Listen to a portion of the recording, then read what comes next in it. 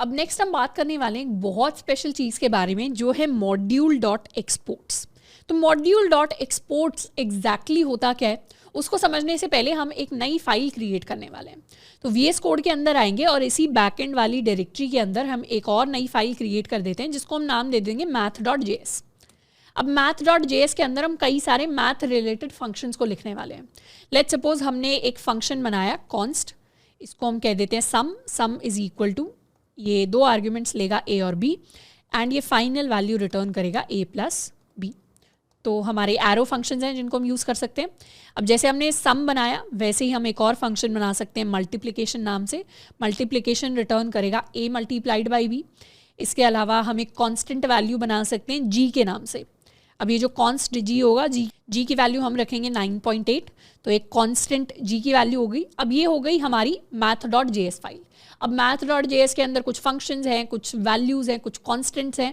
हम चाहें तो एक और कॉन्स्टेंट बना सकते हैं। Let's suppose we make a constant called pi की हम यहाँ पे वैल्यू डिफाइन कर देंगे 3.14 एंड इस तरीके से मैथ रिलेटेड कुछ कुछ चीज़ें हमारी फाइल के अंदर है। अब लेट्स सपोज हमने मैथ रिलेटेड अभी तो 4 चीज़ें लिखी हैं पर हम बहुत सारे फंक्शंस और बहुत सारी चीज़ें बनाते। हम यहाँ स्क्वायर का भी फंक्शन बना देते, क्यूब का भी बना देते, स्क्वायर रूट का भी बना देते, बहुत सारी चीज़ों का बना देते। अब हम चाहते हैं कि हम एक script.js फाइल के अंदर कुछ कोड लिखें। हम चाहते हैं ये जो कोड है यहाँ पर हमें सम को, मल्टीप्लिकेशन को, स्क्वायर को बार बार यूज़ करना है, पर उनके फंक्शंस हम बार बार नहीं बनाना चाहते क्योंकि हमें पता है कि हमारे प्रोग्राम के अंदर हमने math.js में भी उन चीज़ों को बनाया हुआ है। तो यहाँ पर इस script.js के अंदर दूसरी फाइल के फंक्शंस को हम कैसे यूज़ करें, दूसरी फाइल की प्रॉपर्टीज़ को हम कैसे यूज़ करें। तो वो यूजेज के लिए हमारे पास एक स्पेशल चीज़ होती है नोड के अंदर which is module dot exports. हम क्या कर सकते हैं, हम math.js के लास्ट में एक चीज़ लिख सकते हैं called module dot exports. And module dot exports क्या होगी, मॉड्यूल डॉट एक्सपोर्ट्स वैसे तो हमारी एक ऑब्जेक्ट होती है जिसके अंदर कोई प्रॉपर्टीज़ या कोई मेथड्स अगर हमें किसी और दूसरी फाइल्स को भेजना चाहते हैं हम सेम डायरेक्टरी के अंदर तो वो हम भेज पाते हैं। लेकिन हम चाहें तो शुरुआत में इसे let's suppose we make it 1 2 3, तो अभी मॉड्यूल डॉट एक्सपोर्ट्स के अंदर 1 2 3 वैल्यू है। मॉड्यूल डॉट एक्सपोर्ट्स कहने का मतलब होता है कि ये जो math.js फाइल है ये अपनी दूसरी फाइल्स को कुछ इन्फॉर्मेशन दे रही है और उस इन्फॉर्मेशन में क्या दे रही है, उस इन्फॉर्मेशन में एक नंबर दे रही है 1 2 3। तो ये क्या एक्सपोर्ट कर रही है खुद से, ये खुद से एक्सपोर्ट कर रही है 1 2 3 वैल्यू को। तो इस math.js ने कुछ एक्सपोर्ट कर दिया। अब script.js को अगर math.js की कुछ वैल्यू यूज़ करनी है तो उसके लिए हमें यहाँ पर रिक्वायर कीवर्ड को यूज़ करना पड़ेगा। हम सिंपली लिखते हैं कॉन्स्ट, तो इसको हम कह सकते हैं सम वैल्यू, जो भी वैल्यू आ रही है, इज इक्वल टू रिक्वायर, और उसके अंदर हम अपनी math.js का पाथ लिखते हैं। तो .js नहीं, हम सिंपली लिखते हैं ./math। अब ये लिखने से क्या होगा, ये लिखने से ये होगा कि हमारी सेम डायरेक्टरी के अंदर, सेम डायरेक्टरी यानी हमारी बैकएंड डायरेक्टरी के अंदर, तो डॉट/ का यही मतलब है कि हम सेम डायरेक्टरी के अंदर की किसी फाइल को एक्सेस कर रहे हैं। तो डॉट/ लिखने से पूरा फाइल का पाथ हमें ऊपर दिखाई दे रहा है कि बैकएंड के अंदर ही मैथ नाम की फाइल है। तो बैकएंड के अंदर जो मैथ है उससे जो भी चीज़ एक्सपोर्ट हुई है उसको हमने रिक्वायर कर लिया। रिक्वायर यानी हमें ज़रूरत है उस वैल्यू की, और उसे हमने किसी वेरिएबल के अंदर स्टोर करा लिया।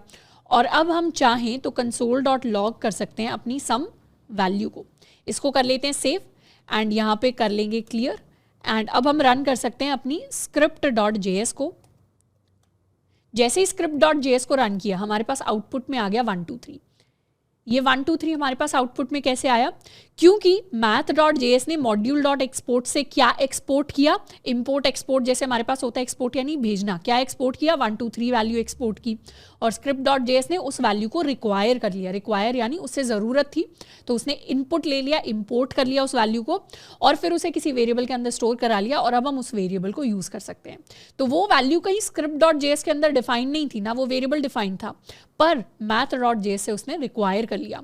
अब कल को हम चाहें कि 1 2 3 की जगह हमें हेलो प्रिंट करवाना है, ये जो फाइल है हेलो एक्सपोर्ट कर रही है, तो वही हमें यहाँ पे कुछ चेंज नहीं करना है। यहाँ से जो भी वैल्यू math.js से आ रही है उसको हम प्रिंट करवा सकते हैं। दोबारा कोड को रन करेंगे तो इस बार हमारे पास हेलो आ जाएगा क्योंकि हमने हेलो को रिक्वायर किया था।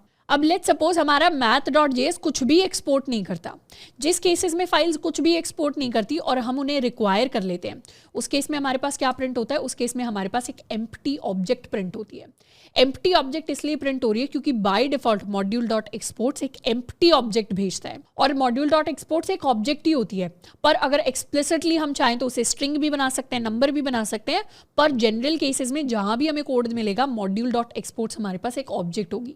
अब module.exports की अगर डेफिनेशन देखें तो module.exports हमारी एक स्पेशल ऑब्जेक्ट होती है जो वो सारी चीज़ें कंटेन करती है जो एक फाइल अपनी दूसरी फाइल्स को भेजना चाहती है। और रिक्वायर क्या होता है? रिक्वायर हमारा एक बिल्ट इन फंक्शन होता है जो इंक्लूड करता है एक्सटर्नल मॉड्यूल्स को that exist in separate files, यानी मॉड्यूल्स जो दूसरी फाइल्स के अंदर एग्जिस्ट करती हैं उनको हम रिक्वायर कर सकते हैं, उनको हम इंक्लूड कर सकते हैं अपनी फाइल के अंदर। अब यहाँ पर लेट्स सपोज हमें ये सम, मल्टीप्लिकेशन, जी, पाई इस तरीके की वैल्यूज अगर भेजनी है तो उसके लिए हम क्या कर सकते हैं? उसके लिए कई सारे तरीके हैं जिससे हम script.js के अंदर ये सारी चीज़ें भेज सकते हैं। सबसे पहला तरीका होगा कि हम एक दूसरी ही ऑब्जेक्ट बना लें। Let's make a object, let object is equal to, और इस ऑब्जेक्ट के अंदर हम सम को अपनी वैल्यू सम दे देंगे, हम मल्टीप्लिकेशन को अपनी वैल्यू मल्टीप्लिकेशन दे देंगे, हम जी को अपनी वैल्यू जी दे देंगे और हम पाई को अपनी वैल्यू पाई दे देंगे। तो इस तरीके से हमने एक ऑब्जेक्ट बना लिया और फाइनली हम module.exports को इक्वल कर देते हैं इस ऑब्जेक्ट के। तो ये क्या हुआ? अब मॉड्यूल क्या एक्सपोर्ट कर रहा है? अब मॉड्यूल इस ऑब्जेक्ट को एक्सपोर्ट कर रहा है, मतलब ये पूरी ऑब्जेक्ट इंक्लूडिंग इनकी जो वैल्यूज होगी वो एक्सपोर्ट हो जाएगी। तो script.js के अंदर हम यहाँ पर लिख सकते हैं कि हमने मैथ नाम के एक ऑब्जेक्ट को रिक्वायर किया है मैथ नाम की फाइल से, एंड उस मैथ ऑब्जेक्ट को अब हम प्रिंट करवा सकते हैं। सेव कर लिया, node.js से रन करेंगे तो इस बार क्या प्रिंट हुआ? module.export से हमारे पास जो मैथ आया उसमें हमारे पास एक ऑब्जेक्ट प्रिंट हुई जिसमें एक सम नाम का फंक्शन है, जिसमें एक मल्टीप्लिकेशन नाम का फंक्शन है, जिसमें एक जी नाम का कांस्टेंट है और एक पाई नाम का कांस्टेंट है। हम चाहें तो इसके फंक्शंस को भी यूज कर सकते हैं, math.sum 2 and 2, तो 4 हमारे पास प्रिंट होकर आ गया। उसी तरीके से हम चाहें तो math.py लिख सकते हैं, तो हमारे पास पाई की वैल्यू प्रिंट होकर आ जाएगी। सेव करेंगे, रन, तो पहले 4 आया, फिर हमारे पास पाई की वैल्यू आई। तो इस तरीके से दूसरी किसी फाइल के अंदर लिखे हुए फंक्शंस को हम अपनी इस फाइल के अंदर यूज़ कर सकते हैं, किसी और जेएस फाइल के अंदर यूज़ कर सकते हैं जो सेम डायरेक्टरी के अंदर, सेम फोल्डर के अंदर एग्जिस्ट करती हो।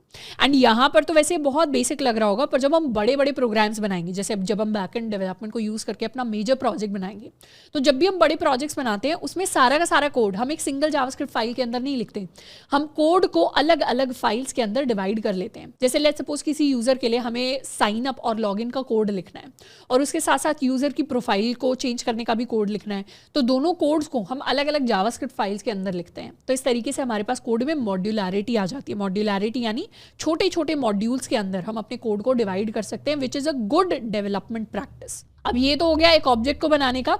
इसके अलावा एक और तरीका होता है कि हम डायरेक्टली क्या लिखें, हम डायरेक्टली module.exports को इक्वल टू कर दें इस ऑब्जेक्ट के, तो ये भी बिल्कुल वैलिड तरीका होगा। इसको कर लेते हैं सेव एंड यहाँ से आके दोबारा script.js को रन करते हैं, तो सेम आउटपुट हमारे पास आ जाएगा।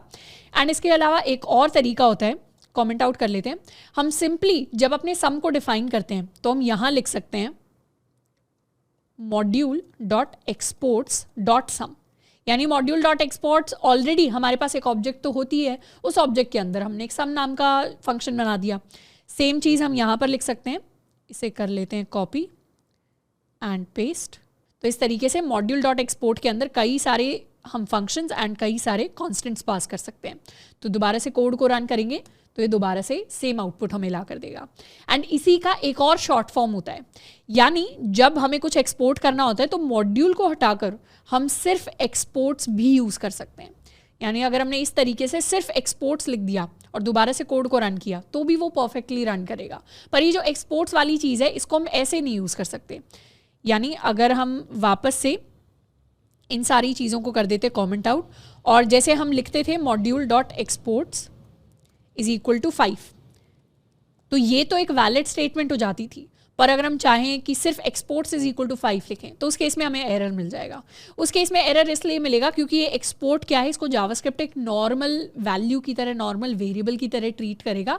इसको मॉड्यूल डॉट एक्सपोर्ट्स वाले एक्सपोर्ट्स की तरह ट्रीट नहीं किया जाएगा। एक्सपोर्ट्स को मॉड्यूल वाले एक्सपोर्ट्स की तरह तभी ट्रीट किया जाता है जब उसके एक ऑब्जेक्ट की तरह ट्रीट किया जाता है और ऑब्जेक्ट के अंदर हम फंक्शंस एंड प्रॉपर्टीज को ऐड करने की कोशिश कर रहे होते हैं।